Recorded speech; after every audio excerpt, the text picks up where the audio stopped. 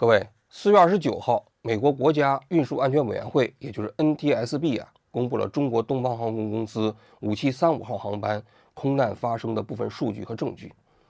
这些数据非常大一共有1959页。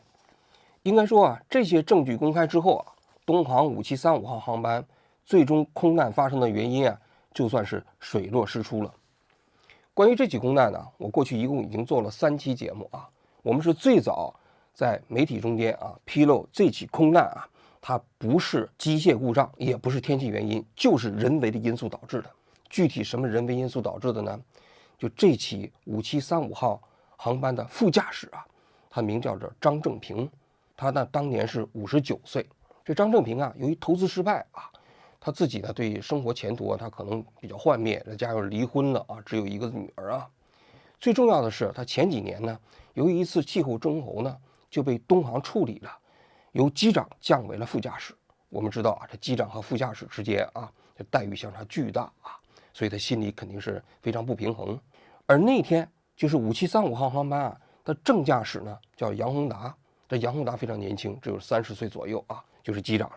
而且他就是这个张正平带出来的徒弟。更重要的一点这杨宏达的父亲就是当年处理张正平事件的领导。所以这张正平那天就趁着杨宏达去上厕所的时候，就把这驾驶舱给锁起来了，然后呢就驾驶着飞机以自杀的方式冲到了地面。整个东航5735号这个空难大致的过程就是如此我当时得出这个结论呢，主要是东航内部的人给我爆料，给我讲述的这个过程当然也有一些间接证据比如说这张正平当时投资失败的一些证据有人给我提供了。还你比如说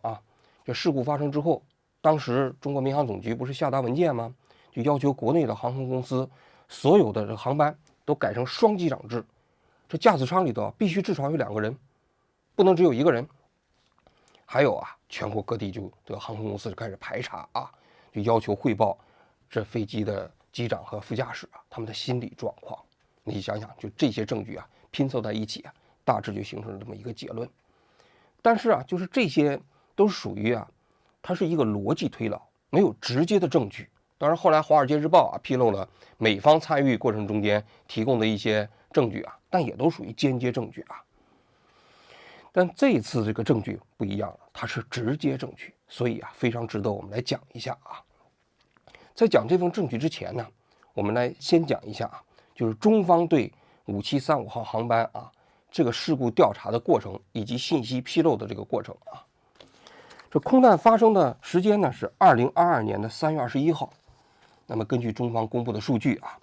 这个5735号航班呢是13点16分起飞，到13点23分的时候呢就达到了巡航高度是8900米。这架航班呢是从昆明的长水机场起飞，飞到广东的。那么13点27分呢达到巡航高度之后，到了14点20分55秒，这个时候雷达监控5735号航班就脱离了它的航线。紧接着到14点21分40秒，它在雷达记录上就消失了。这个过程中间不到1分钟这个时候它的高度是多少呢？是3380米，速度相对于地面是每小时1010公里，相当快跟音速的这个速度差不多这之后雷达就没有捕捉到这个航班的雷达信号了。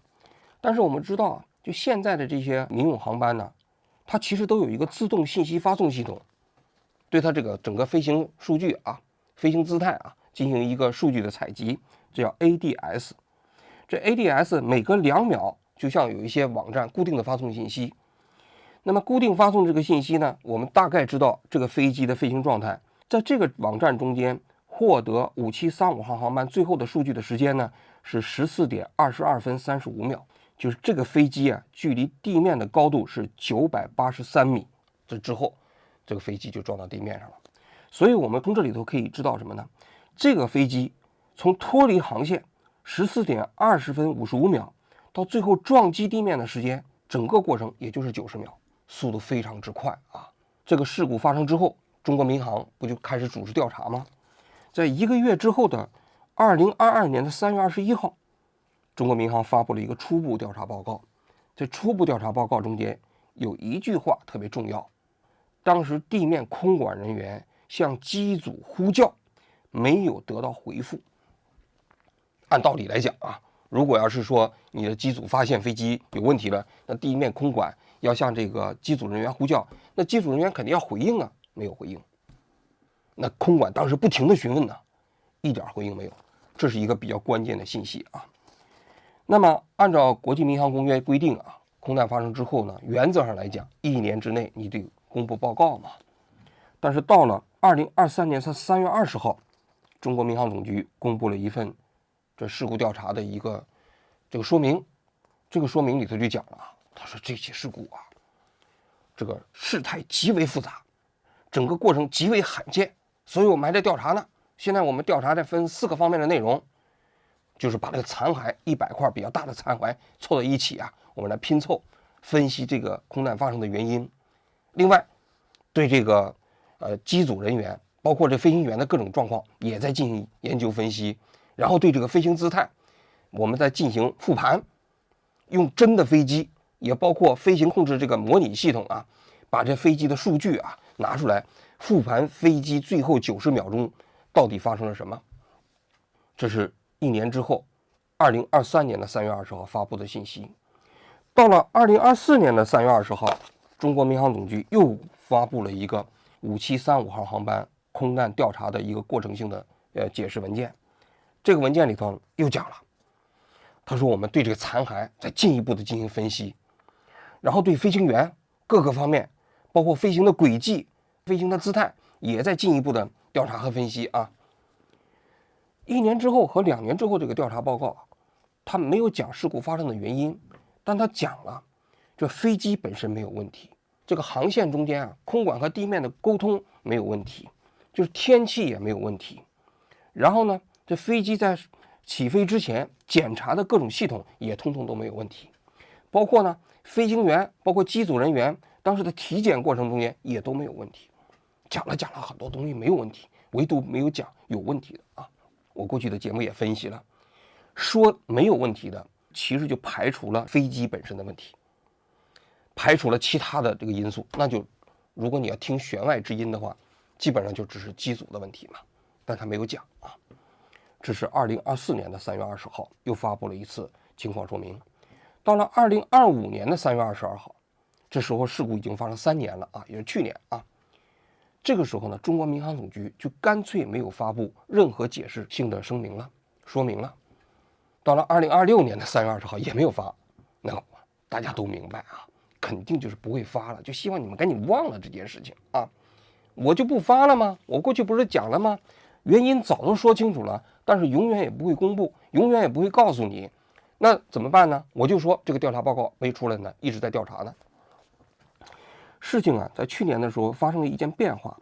就去年的7月23号，在网上流传了一份文件。这份文件呢，就有一个姓刘的人，他向中国民航总局啊申请信息公开，就是关于啊这5735号航班啊，到底它的空难发生的原因，你得给我们公开啊。按照中国的政府信息公开条例，这属于涉及到公共利益的，属于必须强制公开的信息。结果呢，中国民航总局呢，给他回复了一份答复书。这份答复书的日期就是2025年7月23号。从这份答复书上可以看啊，就是这个文件中间的申请人呢姓刘，他说您申请的公开信息啊，公开之后可能危及国家安全和社会稳定，所以根据政府信息公开条例的第14条和第36条第3项的规定，本机关决定不予公开。然后你要不服的话，你可以申请行政复议，你也可以起诉我们啊。那么之后，这个姓刘的人到底有没有起诉中国民航总局，或者说有没有申请行政复议，我们就不知道了。但是这份文件公布到晚上之后啊，那当时就有很多人都效仿，说既然你看这姓刘的人可以申请信息公开，那我们也申请信息公开吧。但是有人就发现了啊，其实在2025年6月底，中国民航总局啊，你申请信息公开的网站的那个栏啊，就已经失效了。你点进去之后啊，就是一片空白。原先你申请信息公开啊，你在网上就可以直接申请了，现在不行了。那怎么办呢？你要申请信息公开，你就必须书写一份文字的申请信息公开的这个文件，而且还得把你的身份证号码什么都给附着了，寄给这个民航总局。即便如此啊，我看还是有人就写了手写的申请信息公开的文件给中国民航总局。但是这些信息应该说都石沉大海，这个不意外嘛？你再申请再强制，人都说了，这涉及到危及国家安全和社会稳定。其实这份文件的这2句话其实也变相印证了我过去说的结论，就是5735号航班它就是飞行员自杀导致的。因为你如果公布了说飞行员不想活了，直接开着飞机自杀，132个乘客9名机组成员跟他一起都陪葬了，那可不就是危害国家安全吗？危害社会稳定吗？怕其他的飞行员效仿因为这飞行员中间对党和社会不满的人肯定也有，不想活的肯定也有P2P 暴雷的，炒比特币的，房价下跌负资产的都有可能那么这些人如果不想活了，他如果要是带着这飞机的人都去自杀，那有关部门肯定认为这东西绝对不能让公众知道，绝对不能引起效仿效应咱从善意的角度来讲，他可以是这么去考虑的那么紧随其后就是今年的4月29号，美国的 NTSB 开始公布了这个信息。这个信息是怎么公布的呢？说今年1月份的时候，来自于中国江苏南京有一个中国人，就向美国的国家运输安全委员会申请信息公开。他要求美国 NTSB 给他提供如下信息。哪些信息呢？就是任何关于中国东方航空公司5735号航班的 NTSB 的最终报告、技术备忘录、事实报告、简报摘要、简报文件或者其他的书面总结。如果你们这里头不存在单一的最终报告，请提供记录 NTSB 参与调查过程以及最终结果的最具中版性的或者完整性的书面总结文件。这是第一方面。第二个，任何由 NTSB 保存的通讯日志、索引、追踪记录、登记册或者类似的文件，需列明或总结2022年3月21号到5月21号期间 NTSB 与中国民用航空局就东航5735号航班进行的所有的通讯。这哥们儿叫什么名字我们不知道，是不是前面的姓刘的那个人我们也不清楚我看有人分析了，就说他当时那个云盘上的数据跟上海交通大学好像有点关系我们都不清楚但这个人一定懂行。为什么懂行呢？他首先知道 NTSB 当时参与了这起事件的调查，但是由于中国是主调查国，美国呢 NTSB 没有权利公布最后的调查报告。但是呢，美国 NTSB 手中掌握着大量的东航5735号航班它事故发生之后的空难数据。因为大家都知道东航5735号航班当时出事之后，它不是有2个黑匣子吗？一个是飞行数据记录仪，一个是舱音数据记录仪。这2份数据全部送到了美国进行破译，进行了数据解析，所以这些数据在美国一定有备份。而且呢，这个当时空难的事故调查虽然中国是主调查国，但是美方派了2个工作人员，一个是 NTSB， 一个呢是波音公司派的。因为这飞机是美国生产的，所以美国也有权参与这个调查。参与调查过程中，他跟中国民航总局之间那就有很多信件往来嘛，有很多数据之间的交换嘛，所以他要求美方把他们美方手中间的数据给交出来，给公布出来。那么这封邮件到了 NTSB 之后呢， NTSB 就进行了评估。那确确实实按照国际民航公约中国呢是主调查国，美国没有权利公布。但是美国的航空法中间规定有一个例外条款，他说如果这起空难事故发生之后2年之内，这个空难的报告还没有公开的话，那么美国的 NTSB 就有权公布自己手上的数据。正是由于这样的一个规定美国的 NTSB 看到这个申请公开的信件之后呢，他们就开始找他们手上到底有多少份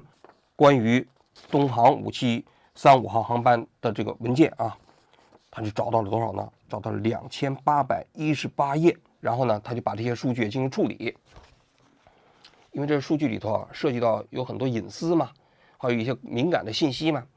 一共花了3个多月的时间进行脱敏。那脱敏之后呢，他一共给这个人提供了多少数据呢？就是1959页的这个文件，就都给了中国的这份申请者。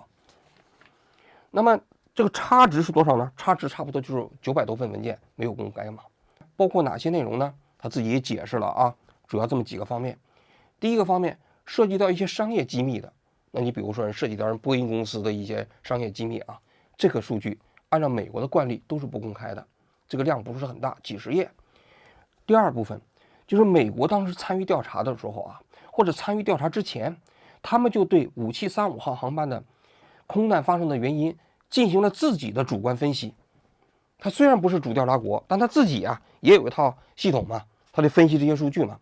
这一部分的内容呢，它属于美方的主观性的判断，所以他就没有给这个申请者提供。第二部分，第三部分就是他说涉及到一些个人隐私的乘客的一些身份信息啊、电话号码啊、家庭住址啊，那这些信息呢也都没有公布。一共这3部分的信息没有提供给这个申请者，其他的这种数据就全部提供给了申请者。最重要的一部分的内容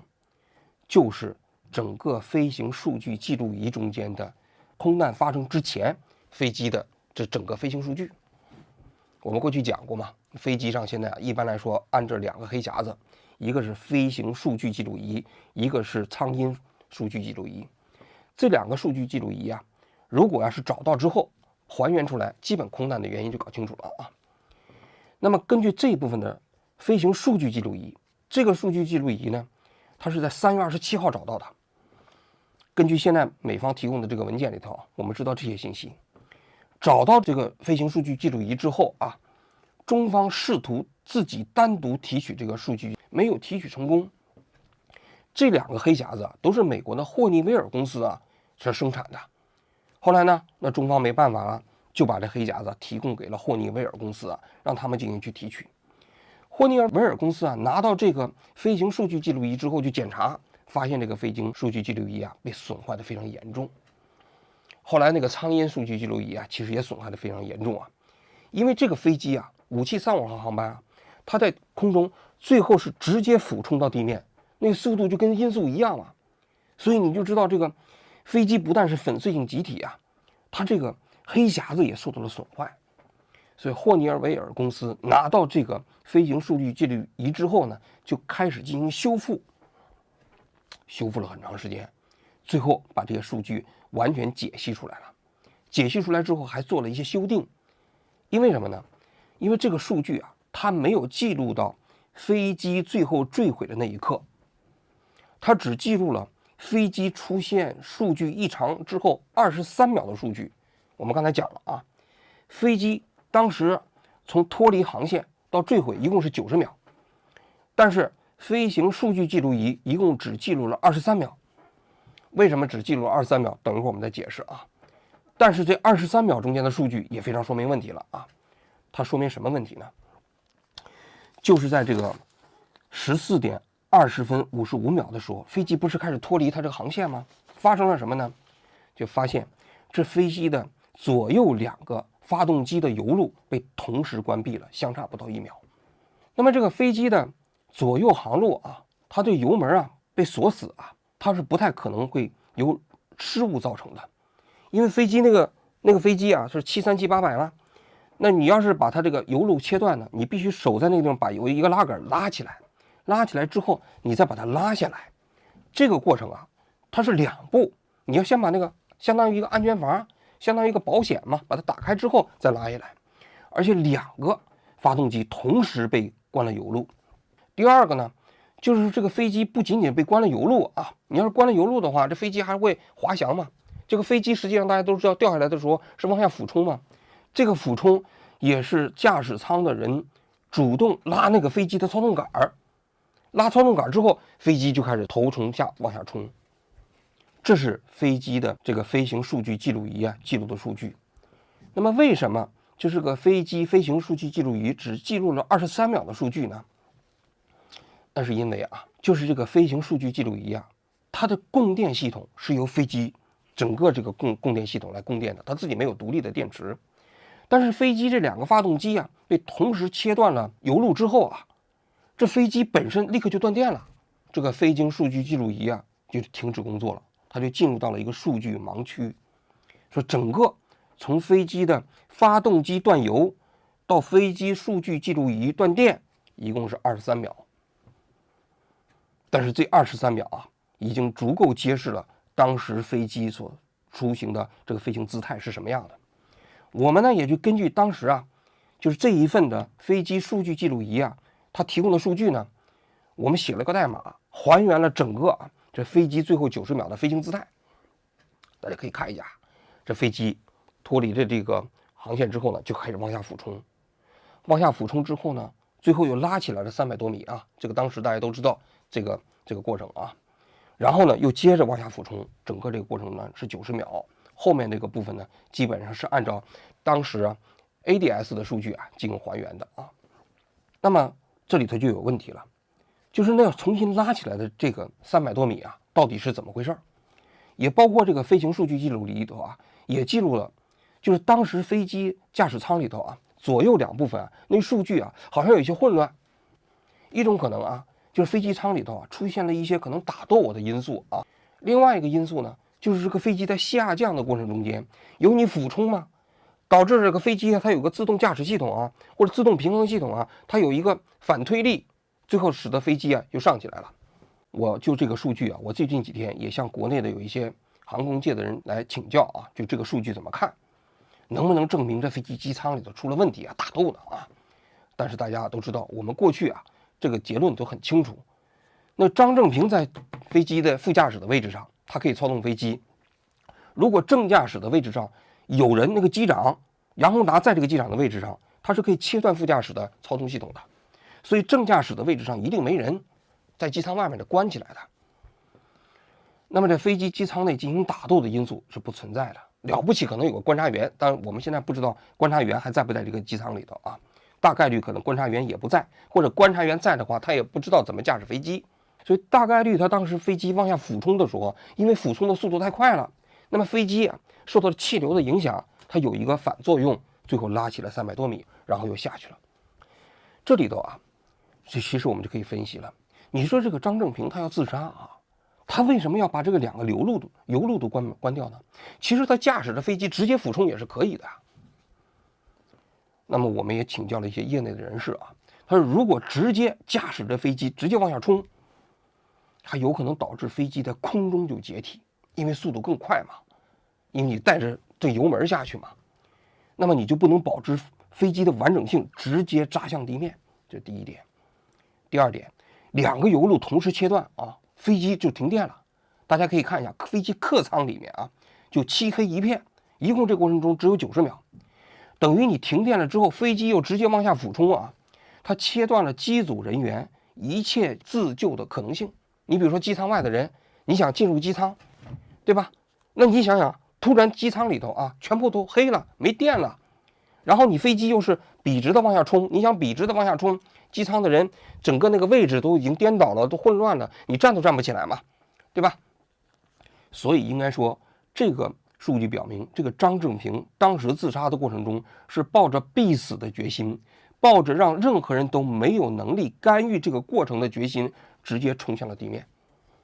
这是这个飞行数据记录仪披露的数据给我们带来的这么一个结论在这个报告里头，除了飞行数据记录仪还有那个苍音记录仪呢。关于苍音记录仪这份文件里头有说明。什么说明呢？他说你不是申请所有的文件吗？我告诉你这苍音记录仪当时我们也修了，当时不是3月23号就找到了这黑匣子，也就是苍音记录仪吗？那么苍音记录仪呢，当时中国民航也自己组织专家开始进行解析，发现这个苍音记录仪的黑匣子也受到了严重的破坏。他们提取出来的这个音频文件，结果这音频文件呢全是乱音、噪音，听不出来。最后中方也没有办法了，又把这个苍音记录仪送到了美国霍尼韦尔公司进行解析。这霍尼韦尔公司拿到这个苍音记录仪之后呢，也是开始进行检查。检查完发现很多那电路之间都已经搞乱了。最后呢他们一点一点还原，把它重新接上。接上完了之后呢，制定了一个完整的修复计划，好像花了挺长时间啊，把这个苍鹰记录仪才全部修复好了，把音频文件全部提取出来了。这苍鹰记录仪啊，一共有4路苍鹰，驾驶的机长前面有个麦克风，副驾驶前面有个麦克风，这个机舱里的观察员有一个麦克风，再就是客舱里头有1路麦克风。这前3路的麦克风呢，一共是记录是2个小时，120分钟，后面这个客舱呢是记录180分钟。这个黑匣子跟前面的飞行数据记录仪不一样啊，它是有自己的备用电源的，所以啊，其实飞机你就算是断电了，它还是可以自己进行录音。所以这个苍鹰记录仪就特别重要啊，应该说它的记录一直记录到飞机最后坠毁的那一刻。那么霍尼尔维尔公司解析出来的这个苍鹰记录仪声音质量怎么样呢？它的这个报表里头都有，数据里头都有，一共4路，全部是优秀。所谓优秀，就是说整个苍鹰记录仪所有的声音都没问题，音质非常好，一听就听出来了。这个文件解析出来之后就这份文件里头显示，中方当时万向东为首的就中国民航总局的总飞行师带队到美国去，全部都听了这份文件。这份文件听完之后，我们都知道那到底这个空难是怎么发生的，应该说已经一清二楚了啊。美方没有权利把这份文件公开。那么这次申请的过程中间，那个 NTSB 就讲了，他说这个苍鹰记录仪按照美国的法律一般来说这音频也不能公开。其次呢，这个音频文件我们都移交了，我们手上没有备份。在这份的回复文件里头他讲了，他说我们这里头给你提供的文件里头有一部分文件来源是 FAA， 不是我们 NTSB， 所以呢有一部分文件将来是 FAA 给你，那这个 FAA 给没给这个申请人我们现在还不知道。那么这个苍鹰记录仪里面的这个音频文件，美方是全部给中国了吗？我有一个问号我有个疑问我觉得应该没给，备份下来。但是这 NTSB 手上可能是没有，或者有的话他也不会给这个人，因为这个美国法律的限制嘛。至少这个苍鹰记录仪的文字版他们手上一定有，要么在 FAA 手中，要么在这 NTSB 手中，但是呢他们没有给这个申请人。应该说苍鹰记录仪那个文件如果公开的话，那整个过程中间就完全没有任何疑义了嘛。现在我们是通过飞行数据记录仪来还原整个飞行的过程，那苍鹰记录仪记录的就是现场的声音呢。你想想当时那空管像呼叫这个那副驾驶像在机舱里呼叫那这个副驾驶没有回应，张正平没有回应，但是在客舱里一定有声音呢，因为其中有1路的声音不是客舱的吗？那当时呢杨宏达不是在客舱里吗？那客舱里头还有其他的那些这个客舱服务人员呢，他们一定会有对话，一定会喊呢。那这些声音现在都埋藏在中国的民航总局的那个档案室里头，被列为国家机密，你是听不到的，他也不会公开。所以就整个这个是美国公布的数据大致就是如此那接下来我们来讲一下那么如果大家想获得进一步的数据未来还有什么途径？首先在中国是没希望的，不管你是申请行政复议也好你行政诉讼也好中国政府打死也不会公开。那么唯一可能的就是在美国手上的这个数据，这个数据不是有3部分吗？除了现在公布的飞行数据记录仪里的数据，还有美方本身自己的当时自己研究判断的主观性分析，另外就是那个苍鹰记录仪，这3大部分，其中他们自己的主观分析和苍鹰记录仪没有公开。那这里要公开的话，我觉得有2个途径。第一就是这个申请者就起诉这 NTSB， 要求 NTSB 把手中他自己的主观性分析的部分的文件也继续公开，提交给他。因为那个主观性分析那个报告里就美方自己的分析报告里头大概率会有苍鹰记录仪里面的数据，引述那里的内容嘛。第二，这个还有可能向 FAA 去申请进一步公开他们手上的数据。如果 FAA 不给他提供数据的话，他还可以起诉 FAA。那美国大家都知道是司法独立的这个国家啊 ，FAA 也好 ，NTSB 也好啊，那服从法院判决嘛。那如果法院判决 NTSB 和 FAA 必须把手上的数据交给这个申请人，那他们就得公开嘛。那么如果这个人不做这件事情，理论上来讲，任何人做这件事情啊，都会得到相同的效果。如果我们王局拍案啊，有观众想要走这条路的话，我觉得这条路是完全有可能最终拿到苍蝇记录仪中间的那个核心数据的。那么节目的最后，我也想说啊，其实在现代社会中间啊，就是这种空难啊，真实的原因要想掩盖、要想隐瞒是不太可能的。你想想，事故发生了4年了，你现在你要想掩盖这个东西，美国手上有数据啊，因为其他的原因也可以把它公开吗？对吧？你不太可能永远把这个原因都这个隐藏在公众的视野之外。另外，我也觉得啊，其实这个空难的原因还是应该公开。虽然有一些人说啊，他说自杀这个东西容易引起效仿，但是你想想，这个空难发生的原因，在中国的民航界应该说是尽人皆知了，只有这老百姓不知道啊。民航界的飞行员哪个人不知道，这东航的这个5735号航班，实际上就是飞行员自杀导致的，大家都知道啊。如果他们想效仿的话，你拦得住吗？你拦不住啊。所以啊，其实这样的数据公开，它不但可以增加全社会对民航这个体系的就是问责和监督，同时呢，也有利于你整个系统内部的整改啊。你如果就是一个黑匣子，就是一个黑洞，那你想想，你真的出了问题，或者说你内部的管理问题，那谁来公众给你施加这个力度去进行整改和反思呢？没有嘛。还有最后一点，大家都知道中国现在在研究啊 C919、C929啊，好像速度也挺快的，估计未来几年啊，可能也就可以大规模的就开始普及使用了。但是我觉得啊，其实这件事情最后之所以美方能够公布这个部分的数据啊，是因为这架飞机是波音。如果这架飞机是 C919，大家可以想象一下，美国就没有权利参与到这起事故的调查过程中，甚至美方也不可能拿到2个黑匣子的数据，那这件事情可就真的进入到黑洞里头去了啊！所以从这个角度来讲啊，我觉得波音呢、空客啊，你们可得努力啊，你们将来不能被 C919、C929全部打败啊！如果这将来这个天空中中国飞的这个飞机主要是 C919和 C929的话，那如果再发生空难的话，那可是彻底没有希望获得空难发生最后的真相了。好了，我今天就讲到这里，谢谢各位。3岁一个10个月，死的是我们家顶梁柱，死的是我老公。我也知道。我进去看一眼，有办法吗？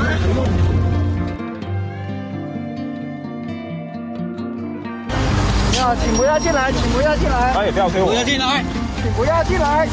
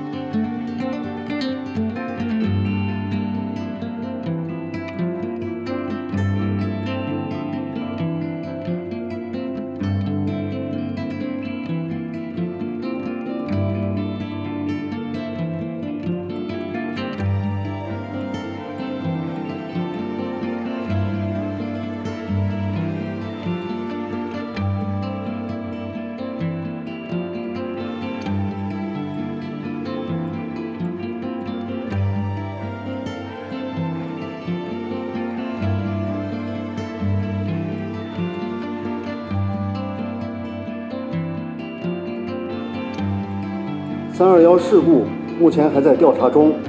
还不能给事故原因和性质下结论。